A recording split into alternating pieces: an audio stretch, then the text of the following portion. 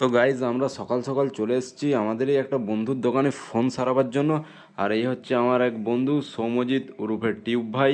ঠিক আছে, আমরা চলে এসেছি এখন রাহুল ভাইয়ের দোকান। আর এই হচ্ছে আমাদের রাহুল ভাই, খুব ব্যস্ত থাকে তার দোকান নিয়ে। আর আমরা আজকে এসেছি এই সৈকতের ফোনটা ঠিক করার জন্য। আর দোকানে প্রচুর ভিড় থাকায় আমাকে বলে যে তুই নিচে চলে যা, নিচ থেকে ভিডিও করবি।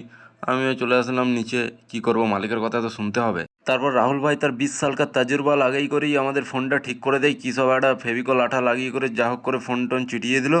আর এটারও গ্যারেন্টি দেয় যে সৈকতের পেছন ফেটে যাবে কিন্তু ফোনটার আর কোনোদিন পেছন ফাটবে না।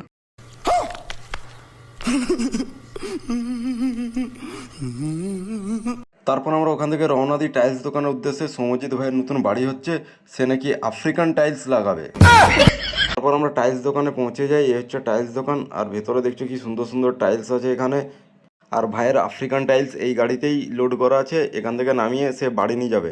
দিয়ে লেবার খরচা বাঁচাবার জন্য দু ভাই নিজেই কাজে লেগে পড়ে, বলছে ওই টাকাটা বাঁচিয়ে করে তারা নাকি পুজোয় ফেসিয়াল করবে।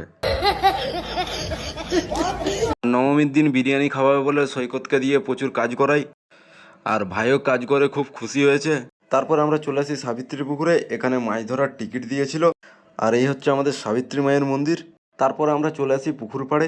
শুনলাম অনেক দূর দূর থেকে নাকি শিকারি এসেছে, ঘাটাল, খড়গপুর। এদিকে ছোটো ভাইও দেখছি ছিপ নিয়ে একটা বসে পড়েছে মাছ ধরার জন্য। আর এই কাকাটা বেশ ভালোই মাছ ধরেছে। এই কাকার মাছের ভিডিও করতে করতে দেখলাম যে এই কাকার পাশের সিটের কাকা একটা বড় কাতলা মাছ হিট করেছে। আর বিরাট সাইজের কাতলা মাছ বন্ধুরা, দেখতেই পাচ্ছ প্রায় 4 থেকে 5 কেজি ওজন তো হবেই।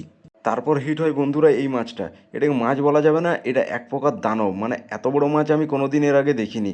প্রায় 30 কেজি ওজন হয়েছে মাছটার। আর এই মাছটার নাম নাকি ব্ল্যাক কাপ, মানে যেটাকে ল্যান্ডিং করেও তুলতে পারে না, 2-3টা মানুষ মিলে তুলতে হয়েছে।